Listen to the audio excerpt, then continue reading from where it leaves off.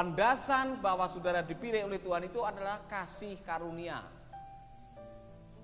Itulah sebabnya Yesus mengulangi lagi kalimat itu, bukan kamu yang memilih aku, tetapi aku yang memilih kamu. Saudara dipilih oleh Tuhan, oleh karena memang bukan saudara dibutuhkan, saudara memang diinginkan oleh Tuhan, saudara disayangi oleh Tuhan, saudara betul-betul menjadi sebuah, katanya Rasul Paulus, mahakarya Allah, mahakarya ilahi. Dari semua ciptaan Tuhan yang paling mulia, yang paling hebat, yang paling mendekati atau menjadi seperti Allah adalah saudara dan saya, karena kita diciptakan menurut gambar dan teladan Allah. Kita orang-orang yang istimewa, walaupun mengungsi. Kita semua di sini mengungsi, ya kan? Siapa yang asli Bali di sini? Yang lahir di daerah ini, di tanah ini? Siapa yang lahir di tanah ini? Tidak ada. Kita pendatang, saudara-saudara, ya kan? Sudi pun tidak berasal dari tanah ini. Kamu di sini mengungsi, kita semua mengungsi di sini. Kepada orang-orang yang mengungsi, yang merantau, yang kadang-kadang KTP-nya dipermasalahkan, harus punya KIPEM dan sebagainya.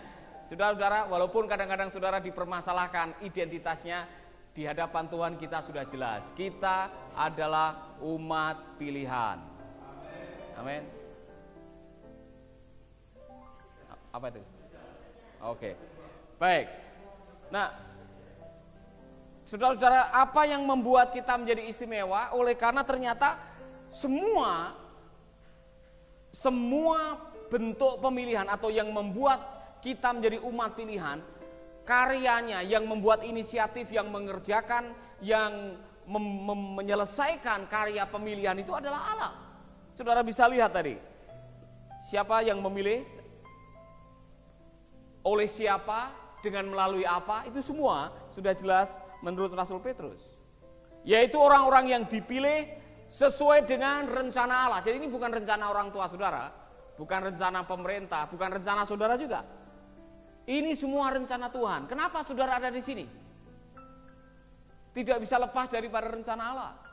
Kita dipilih oleh karena rencana Allah. Kalau Allah yang merencanakan, Allah yang akan mengerjakan. Kita lihat di situ. Bapa kita yang dikuduskan oleh Roh. Supaya apa? Supaya taat kepada Yesus Kristus dan menerima percikan darahnya. Apa hubungannya antara Roh, Yesus Kristus, dan percikan darahnya?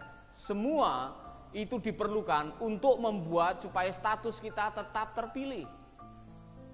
Nah begini, ada yang tidak suka Anda menjadi umat pilihan Allah. Karena menjadi umat pilihan Allah berarti kita membawa DNA ilahi. Mengapa Allah memberikan kepada kita pilihan? Karena kitalah yang diberikan kuasa untuk menguasai, untuk memerintah, untuk dominion, untuk memerintah dunia ini, bukan iblis. Ya kan? Nah, iblis merebut kekuasaan saudara dengan menjatuhkan saudara dan membodohi saudara. Nah, untuk itulah diperlukan cara yang terbaik untuk mengembalikan status kita sebagai anak Allah. Saya selalu mengatakan, kalau mau mengetahui DNA saudara, saudara dari keturunan siapa, itu biasanya harus tes darah. Ya kan? Saya bisa, kalau saudara barangkali hari ini belum tahu siapa orang tua saudara, siapa ibu saudara, siapa bapak saudara, nyanyian saudara, mama, papa, peta, siapa, tes DNA saudara. Saudara akan tahu siapa saudara dan dari mana asal usul saudara. Apa yang dilakukan oleh Bapa di surga dengan mengirimkan anaknya yang tunggal supaya kita bisa menerima percikan darahnya, karena setelah kita jatuh dalam dosa, darah kita terpolusi oleh dosa. Sehingga kita tidak lagi bisa terhubung dengan Bapa, karena dosa itu memutuskan hubungan kita dengan Bapa yang telah membuat rencana yang luar biasa bagi kita. Oleh karena itu kita harus menerima percikan darahnya, karena percikan darahnya itu menguduskan kita kembali sehingga kita memiliki darah anak domba. Darah anak domba adalah darah Allah Bapa. Dengan demikian kita bisa menyebut dia Aba, ya Bapa, karena kita sudah dipulihkan kembali Saudara-saudara, melalui kuasa darahnya. Amin. Saudara percaya darah Yesus luar biasa? Bahwa di dalam darahnya ada seluruh kuasa untuk menyembuhkan, untuk memulihkan. Kalau saya minta saudara jualan 1 tetes darah Yesus di apotek, kira-kira orang mau menghargai apa?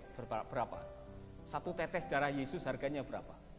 Ada orang kemoterapi pengobatan sampai 1 miliar. Cukup beli 1 tetes darah Yesus, itu bisa menyembuhkan. Kira-kira orang mau beli dengan harga berapa? Tidak terhargai. Saudara, cukup 1 tetes darah Yesus, semua luka batin saudara, sakit penyakit saudara, penolakan saudara, self image saudara, semua dibaharui dengan 1 tetes darah Yesus. Kan luar biasa. Amin. Amin. Kalau hari ini saya kasih saudara 1 tetes darah Yesus, dan cukup saudara, mungkin bukan diminum, harus diinjeksikan. 1 tetes itu diinjeksikan ke darah saudara, maka seluruh sakit penyakit yang ada di darah, karena banyak penyakit itu adanya di darah, ya kan? Hampir semua penyakit adanya di darah sumbernya. Maka darah yang 1 tetes itu bisa membuat saudara sehat walafiat. Saudara senang nggak? Amin. Pertanyaan saya, sudahkah saudara menerima percikan darahnya? Kenapa kok masih rendah diri?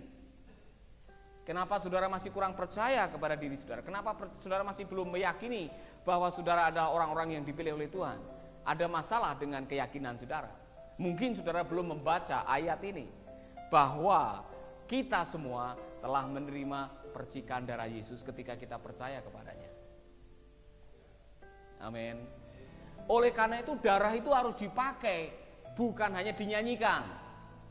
Saya diberkati oleh Pak Caesar Castellanos waktu dia kasih khotbah dengan ilustrasi betapa pentingnya kita menggunakan darah ini setiap hari. Ilustrasinya adalah waktu Musa memerintahkan orang-orang Israel, khususnya kaum Ayah, untuk membunuh domba, kemudian menaruh darahnya di tempayan atau baskom, dan mengoleskan darah itu di ambang pintu, supaya anak sulungnya tidak mati. Nah, saudara bayangkan, saudara sudah senang sekali karena ayah saudara anak pertama nih, saudara senang, tenang, kita malam ini tidak akan dimasuki oleh malaikat maut. Mereka semua akan lewat karena di depan pintu itu sudah ada olesan darah Yesus. Saudara yakin sebagai anak sulung. Tapi saudara tidak tahu bahwa ayahmu lupa. Darah ini memang sudah ada, sudah disimpan, tapi lupa bapaknya karena nonton bola.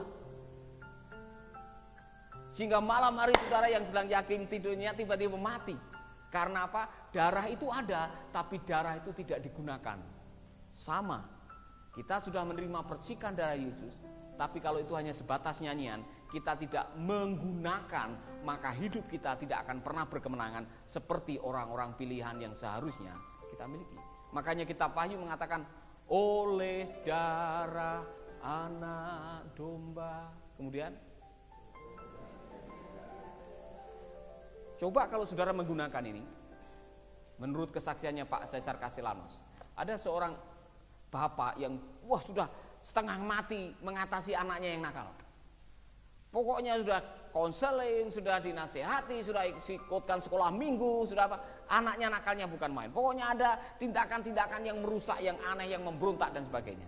Setelah dia mendengar ilustrasi mengenai bagaimana menggunakan darah, bapak itu setiap malam waktu anaknya tidur, dia tumpang tangan dan mengatakan, oleh darah anak domba dan oleh pertolongan Tuhan, anakku akan menjadi baik, tidak menjadi anak yang nakal, dan kuasa darah Yesus itu akan membasuh pikiran dan kelakuannya. Haleluya. 3 bulan kemudian anak itu mengalami perubahan yang luar biasa. Coba saudara bayangkan, tiap hari kita menggunakan darah itu, apply the blood of Jesus. Menggunakan darah itu tiap hari. Dengan menggunakan kalimat, oleh darah anak domba hari ini aku berhasil. Oleh darah anak domba aku akan sehat hari ini. Oleh darah anak domba penyakitku akan disembuhkan. Oleh darah anak domba aku akan mengalami kemenangan demi kemenangan. Rasakan apakah itu akan terjadi atau tidak, saudara bisa membuktikan.